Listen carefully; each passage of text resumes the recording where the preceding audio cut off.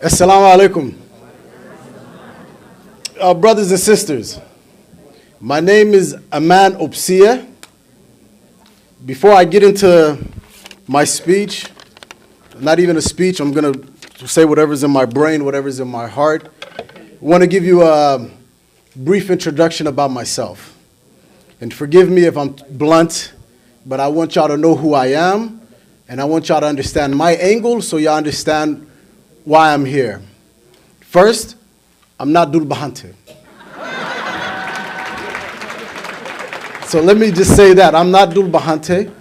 I'm a Gedabursi man. I'm from Borama.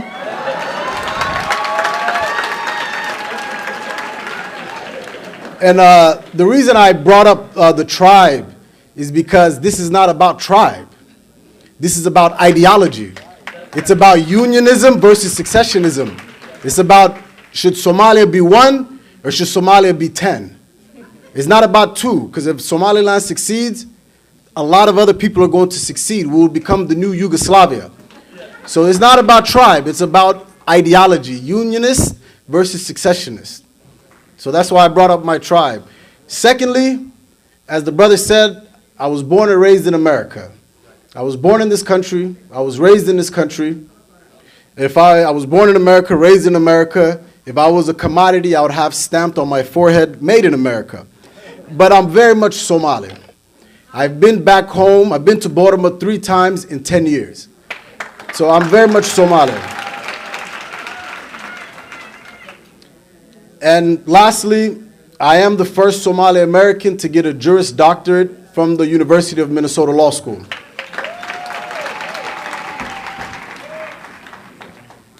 Now, let's talk about the war of ideology. And we're going to have to get into our history so we can understand why we're here today, November 2014. Why are we fighting for a united Somali Republic? So, our flag right here, a beautiful flag, probably the most beautiful one, has a white star on it with 5 points. We all know what the flag means, but just to refresh our memory, the white star represents the 5 colonial territories, and that white star represents the birth of Somali Wayne.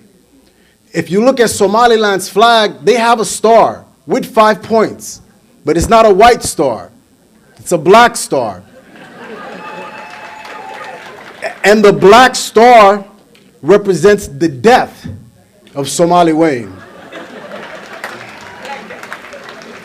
So you have to decide, what do you want? Do you believe in the white star or do you believe in the black star? Do you believe in that Somali Wayne still lives amongst us, or do you believe it shall die amongst us? So it's not about this tribe, it's not about that tribe, it's about, shall we stay united or shall we be divided? So it's a war of ideology. Don't let nobody tell you it's some type of tribal feud. No. This is a war of ideology. This is a war of unionists versus secessionists. So let's talk about how Somalia did become united. Let's talk about history. We all know about the SYL, the Somali Youth League. May Allah bless them. They're founding fathers of the Somali nation. We give them that.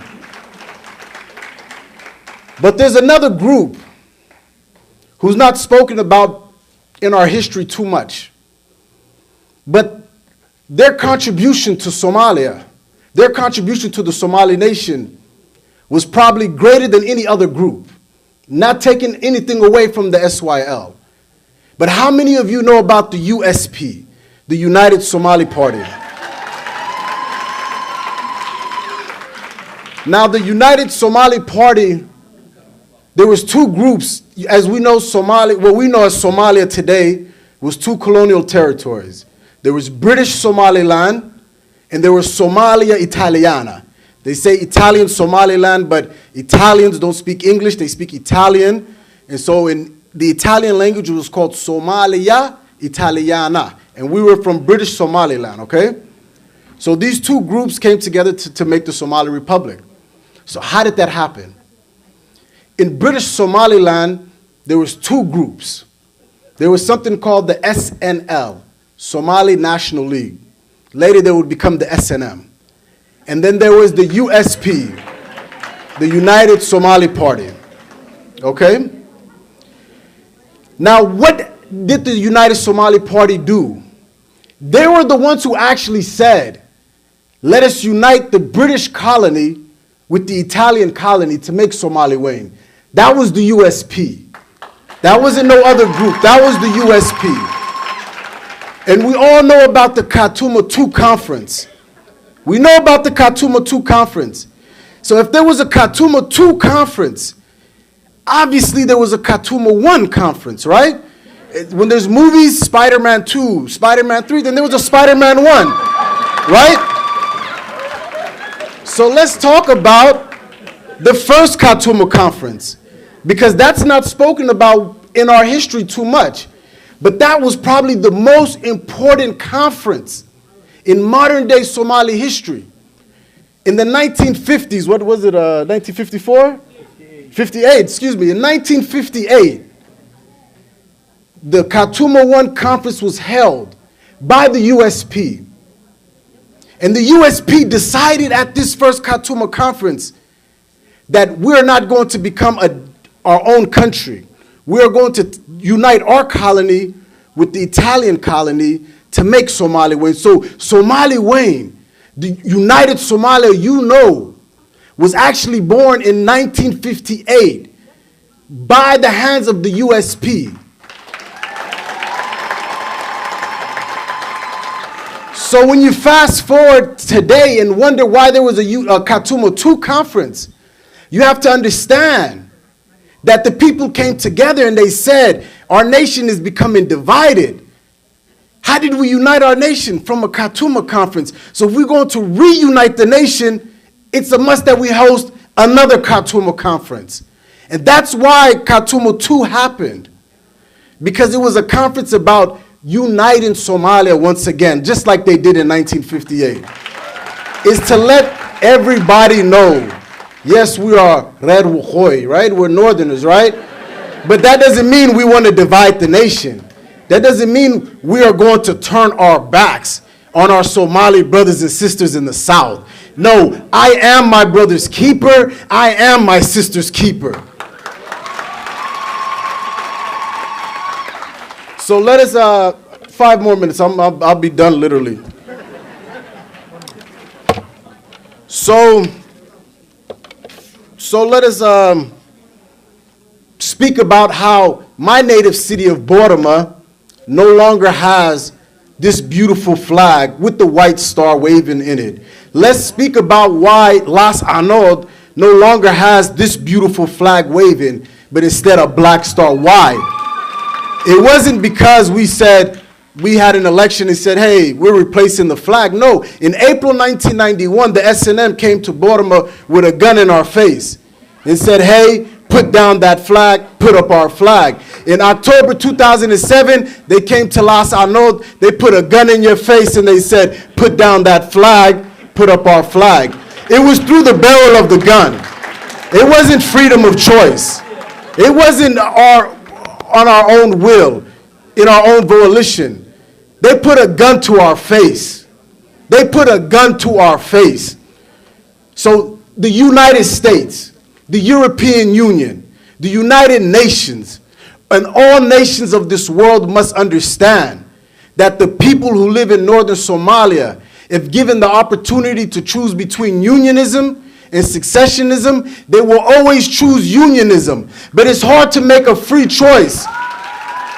It's hard to make a free choice when there's a gun in your face asking you, what flag do you want? Let's be fair. So, we all know about Al-Shabaab, right? That's the big bully. That's the big boogeyman back home, right? But what happens if we defeat Al-Shabaab today? Tomorrow, we still have this threat.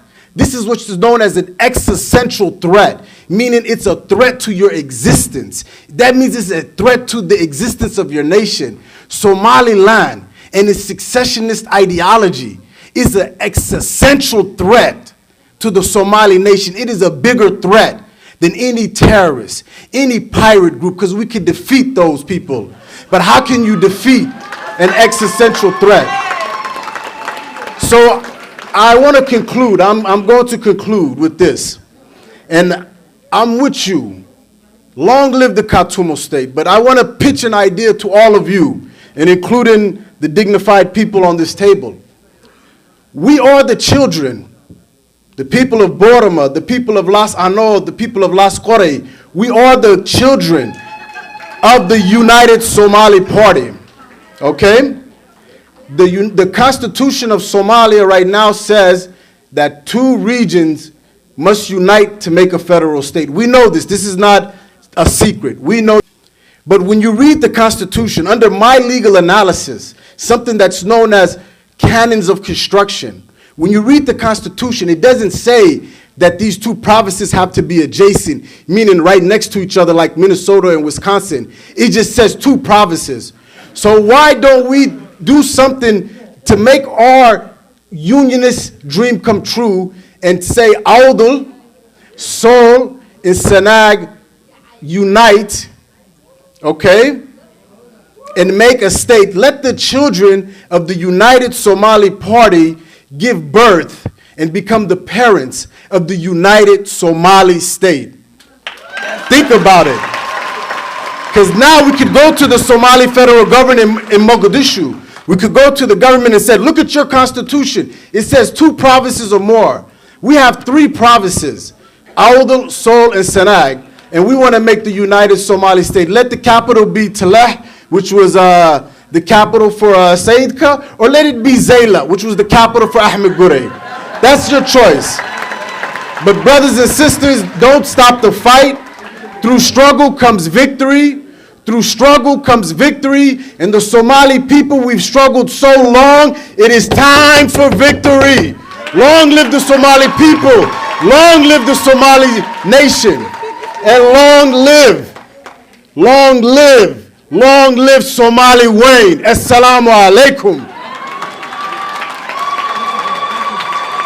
صاحبك